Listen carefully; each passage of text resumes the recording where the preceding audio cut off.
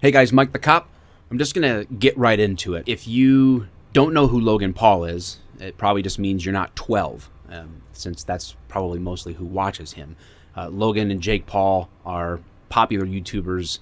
Logan was on Vine, and there's, his brother's been on TV, Disney Channel, all this stuff. So a lot of people know who Logan and Jake Paul are, and maybe there's some of you out there that watch Logan Paul videos. I'm not one of them. I don't really keep up with his stuff, again, because I'm a grown man, so I don't watch his channel. But recently, video that he made in the suicide forest in Japan has brought tons of attention, not just to him, but on the topic of suicide. So just to recap really quick, he was going to make a video about like hauntings and things like that in this forest in Japan where it is common for people to go kill themselves in this forest. And as they're out there making this video, they come across someone who actually had recently completed suicide. And rather than sort of like shut the whole thing down, they decided it would be wise to film the body to turn it into a thumbnail for YouTube. All of this was sort of like under the guise of wanting to bring suicide awareness to the forefront. If that was the true motivation, the motivation isn't what I have a problem with. But I certainly think that what was demonstrated was completely immature, irresponsible, inappropriate. In no way do I think there was any benefit at all to what he was doing with that video. Now, he's apologized profusely. I don't know that he had any other choice to save his career or save face or whatever. Or maybe he means it. I don't know. I don't know Logan Paul, and I'm not going to make some type of sweeping judgment about him or his life based on what very limited info I know about him and his work. So I don't want to play that game. I just know that the way that he went about doing that, it was terrible in my mind. It's terrible. I was debating doing this video because I didn't want to be taken as like I'm just like jumping on the Logan Paul train and like trying to get views myself out of like talking about him. This actually is a topic that hits very, very close to home. You're already probably asking, if you're a regular follower of my channel, Mike, why are you even talking about Logan Paul or reacting to his video and all that stuff? Isn't your channel supposed to be about where law enforcement meets culture? And the answer is yes, absolutely. And that's exactly why I'm talking about this, because it brings this topic to the forefront. That's my reaction to like the Logan Paul thing. I think he's immature and foolish in general with his stuff, and particularly with this. I think it's disgusting. That's my reaction to that personally. Put that over there.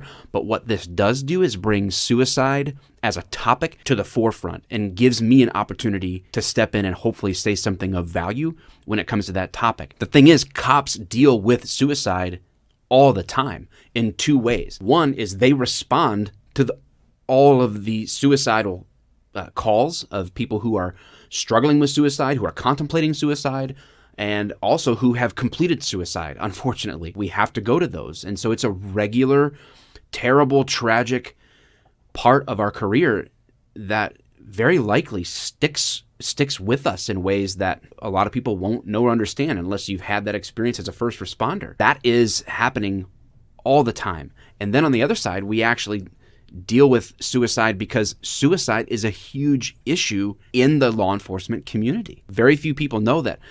We did some research through our organization, Humanizing the Badge, with a campaign we have, Call for Backup, which is all about suicide awareness and prevention, that 43% of officers know someone who has completed suicide, knows another officer that killed themselves. Over 70% of people know of departments where it's happened, even if they don't personally know someone. So it is a huge issue. And on both sides, there's like this stigma around it. So people don't like to talk about suicide much because we don't know how to process it. We don't know what to do with sort of like that shroud of shame that surrounds it. It's not like a normal tragedy and, a car accident or other ways that people die that we would normally be like, man, this is this terrible tragedy, and we grieve together. When it comes to suicide, we kind of, as a culture, don't know what to do with it. And so we sort of push it off.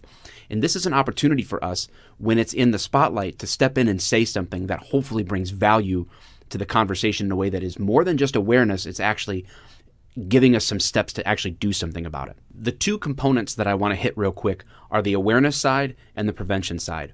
On the awareness side, I just want to say some things that I hope that you hear and maybe stick with you, and I really hope that you accept as true. Again, I'm not a professional, not a social worker. I'm just me sharing my heart and mind with you.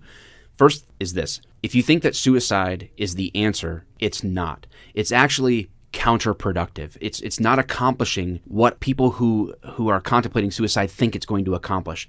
They think one of two things. One is that if they're gone out of the world, it's better for them. Like, that's the solution to their problems. And two, they think it's better for other people. It's one of those combinations. With regard to the other people, no, it's not. Who do you think is finding your body after you've killed yourself? Who do you think is responding to that, to have to deal with the aftermath of that? That's a very traumatic thing to see and experience. And it's also leaving them with that vacuum, that emptiness, where a life should be. And now they have to face how to grieve, how to process that, how to move on. You're actually not solving a problem for them. You're creating a whole new tragic one for them. It's not accomplishing what you would want it to accomplish. For yourself, if you've come to that point where you think that's going to solve your problem, know that that's not true, that you are loved and valued. And I want to say this, like, I know there's people that have had terrible, terrible experiences in life, and their parents are absolute turds and slugs, and they were raised poorly, and their family has rejected them, or all kinds of terrible things that can happen in people's lives. But even if it's a complete stranger, you're valued. I'm telling you that I value you as a human, as a person. And that's true of so many people that you don't even know that want nothing but success for you in life. They want you to be healthy and whole and thriving, even if you don't even know them. They might be complete strangers to you, but they want what's good for you. You might not have experienced that directly and had the best of relationships, but they're there. And know that you have that value. There is always hope. It's reaching out for you. If you could pause and step outside of yourself long enough to see it, it's there. And so I just want to encourage you in that.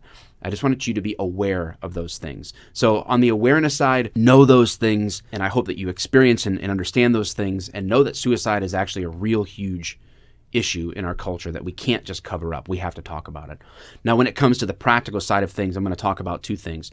How do you help someone who is struggling, and how do you deal with it if you're the one struggling and contemplating completing suicide? If you know someone who is expressing in any way, shape, or form the thought about killing themselves, they're joking about it, even, or they're making mentions of it, whether it seems serious or whether it seems lighthearted, you have to take it seriously. That's the first thing. Don't minimize what that could be. Take it seriously. Believe them, and then step in to begin to help them. The way that you can do that is to be present with them. Listen. Don't minimize what they're feeling or thinking. Don't brush it off. Don't deflect off of it. Talk about it head on. Just be present with them. We always hear like, oh, thoughts and prayers. That's great, but we need action. We need people to step in and be present in their lives, be with them, because it's going to be a lot harder for someone to make the decision to end their own life when you're with them, when you're walking through those circumstances with them. So be the kind of friend, be the kind of person who is willing to take them seriously and to step in where you can. And then get others involved. Okay? Don't just keep it a secret. You're not helping them by saying, yeah, your secret's safe with me, that you want to harm yourself. Get other people involved that you know to love that person and to care for that person.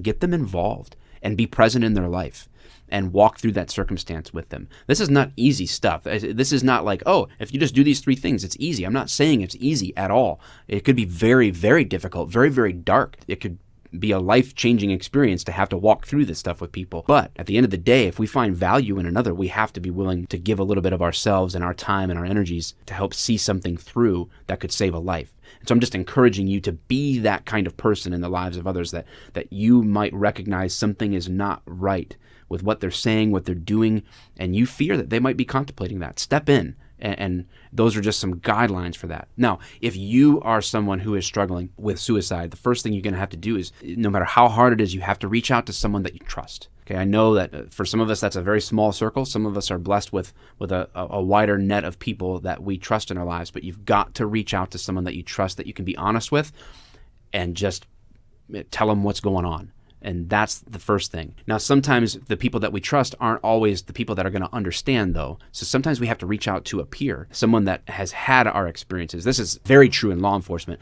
Cops tend to not want to talk to people about stuff that we've seen or had to engage in at a work level, because people kind of look at us funny, like they don't get it. They don't understand it. So you got to reach out to someone maybe that can understand what you're going through. So that's ideal, someone you trust and someone that understands what you're going through. One, then the other, or both together. Reach out. You have to reach out. The silence is not strength. You're not proving anything to yourself or anyone else by just trying to hold it in. So reach out to somebody. And that includes seeking a professional.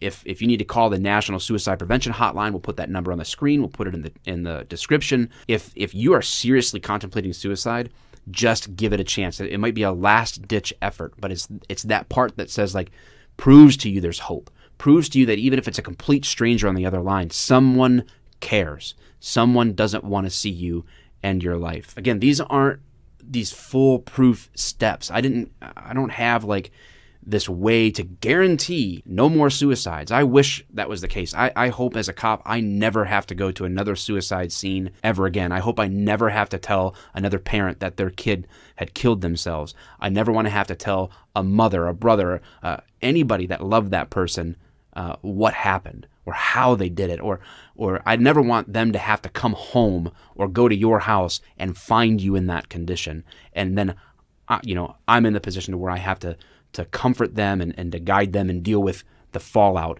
that is created by that. I hope I never have to do that again. And I hope that no one in your life ever has to deal with that with you. And I hope that you never have to deal with that. Again, these aren't perfect steps, but I hope it's a start. I hope it's a good start to the conversation. This is a topic that is close to my head and heart, our organization wanting to help not just bring that awareness, but actually prevent suicides from happening by stepping in and engaging people contemplating this, and see that number go down and make a real difference. So it's something that I'm very passionate about. It's something that I'm going to talk about more in 2018, and it's something that our organization is going to take much more seriously moving forward as we deal in the law enforcement community and in the non-law enforcement communities. We want to help see people's lives changed and know that ending their life is not the answer.